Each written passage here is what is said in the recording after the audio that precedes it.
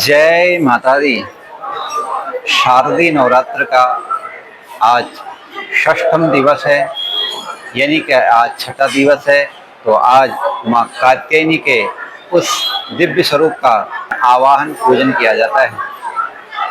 आप सभी जानते हैं, हमारे सनातन धर्म में माँ कात्यायनी इस कलिकाल में हर मनुष्य का कल्याण करने वाली है। इनके हाथों में क्रमश इनके चार हाथ हैं। एक वर मुद्रा में है, एक अभय मुद्रा, एक में तलवार धारण किया है और एक हाथ में कमल का पुष्प विराजमान है। भगवती इस कलिकाल में हर प्रकार के वैभव को देने वाली हैं, चतुर्थ पुरुषार्थ प्रदान करने वाली हैं। आप भी ऐसे ही भगवती को इन पावन दिनों में मनाएं, उनसे आशीर्वाद की कामना करें और अपने परिवार की सुख समृद्धि ऐश्वर्य इत्यादि भगवती सब प्रदान करने वाली है। नवरात्रि के इन पावन दिनों में पर्व त्योहार की बड़ी महिमा है और बड़ा महत्व है।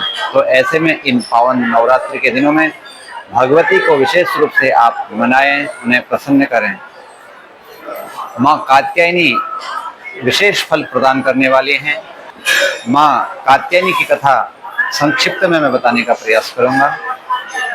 कत नामक एक ऋषि हुए। इन्होंने भगवती को प्रसन्न करने के लिए, यानी कि उनके दर्शन के लिए कि भगवती प्रसन्न होंगी और मुझे दर्शन देंगी, तो इस आशा से उन्होंने इतनी कठोर तपस्या करी कि उनका जीवन पूरा लग गया उस तपस्या में। परंतु भगवती अप्रत्यक्ष रूप से उन्हें दर्शन देती रही, आशीर्वाद देती रही, परंतु सामने यानी कि प्रत्यक्ष होकर दर्शन उन्हें नहीं प्राप्त हुए। तो उन्होंने भी अपनी उस तपस्या को निरंतर प्रयास रखा और जिस कारण से उन्हें आनंद की अनुभूति प्राप्त हुई। तो उसके बाद उनके पुत्र ने, कत के ही एक पुत्र हुए कात्य, उन्होंने भी उस प्रक्रिया को निरंतर जारी रखा। तो उन्होंने भी अपने पिताश्री की तरह ही जो प्रक्रियाएं थी भगवान को प्रसन्न करने की, यानी भगवती को प्रसन्न करने की, उस विधि को अपनाया। उन्होंने भी घोर कठिन तपस्या करी भगवती को प्रसन्न करने के लिए। भगवती प्रत्यक्ष रूप से तो उन्हें दर्शन नहीं दी, परंतु प्रत्यक्ष रूप से उनको पूरा आशीर्वाद दिया। उनकी सारी मनोकामना को भगवती ने पूर्ण किया, उन्हें मोक्ष भी प्रदान किया। और इसके बाद इनके ही एक गोत्र में, कत और कात्य के ही गोत्र में एक कात्यायन नाम के ऋषि हुए।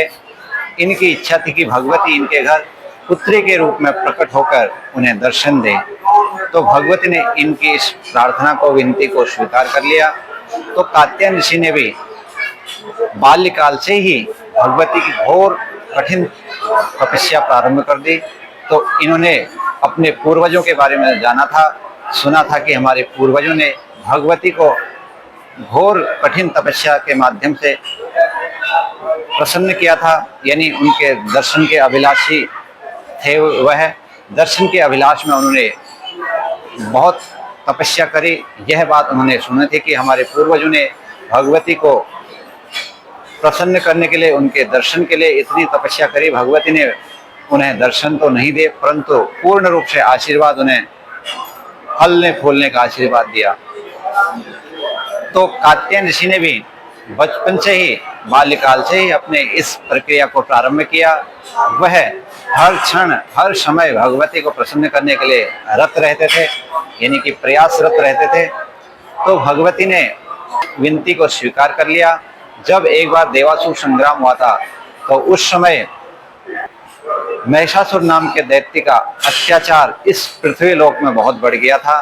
तो ऐसे में भगवती ने कात्यायन ऋषि के यहाँ एक माध्यम बनकर उनके घर पुत्री के रूप में प्रकट हो गई। और ऋषि इतने प्रसन्न हो गए कि आज उनकी तपस्या पूर्ण हो गई। वह इतने प्रसन्न हो गए कि भगवती उनके सामने प्रकट होकर कहने लगे, क्या आदेश है। तब कात्यायन ऋषि प्रसन्न होकर, भाव विभोर होकर प्रणाम कर कहने लगे, हे भगवती, आपने मेरी प्रार्थना को, हमारे पूर्वजों की उस घोर कठिन तपस्या को स्वीकार कर लिया है। तब देवी ने कहा, बताइए क्या आदेश है ऋषि। तब कात्यायन ऋषि ने उन्हें सारी कथा बताई कि महिषासुर नाम का एक दैत्य है, इसने पृथ्वी लोक ऋषि ब्राह्मणों पर, हर प्रकार के मनुष्यों पर अत्याचार कर रखा है, तो आप इसका संहार करिए। तो भगवती ने उनकी उस बात को स्वीकार कर लिया और उन्हें प्रण दिया कि मैं इसका संहार अवश्य करूंगी। तब 3 दिनों तक कात्यायन ऋषि ने भगवती की पूजा अर्चना की। 10वें दिन भगवती ने महिषासुर नाम के दैत्य का वध कर दिया, अधर्म पर धर्म की स्थापना करी और असत्य पर सत्य की स्थापना करी। भगवती ने उनकी सारी इच्छाओं को पूर्ण किया और कात्यायन ऋषि अति प्रसन्न होकर भगवती को प्रणाम किया कि हे भगवती, आपने मेरी इस प्रार्थना को सुन लिया। तो जो भी इस दिन भगवती की पूजा आराधना करता है उसको चतुर्थ पुरुषार्थ की प्राप्ति होती है, यानी कि धर्म, अर्थ, काम और मोक्ष की प्राप्ति होती है। आप भी ऐसे ही माँ के छठे स्वरूप का पूजन, आवाहन, ध्यान करें और इनसे हर प्रकार की आनंद की, सुख की कामना करें और भगवती को प्रसन्न कर आपको हर सुख वैभव मिलेगा। अंत में भगवती का वह दिव्य धाम आपको प्राप्त होगा। तो आशा है नवरात्रि के इन पावन दिनों में आप भगवती को विशेष रूप से प्रसन्न करेंगे। माँ कात्यायनी हर प्रकार के सुख वैभव को देने वाली हैं और दुष्टों का संहार करने वाली हैं। तो आप भी ऐसे ही भगवती को मनाएं। आशा होगी आप लोग भी ऐसे पावन दिनों में, नवरात्रि जैसे पावन दिनों में भगवती को रिझाएंगे। हमारे सनातन धर्म में हर पर्व और त्योहार की विशेष महत्वता है, तो आप भी अपनी शक्ति, सामर्थ्य और स्थिति के अनुसार भगवती को प्रसन्न करें और भगवती के उस दिव्य लोक को प्राप्त करें। जय माता दी।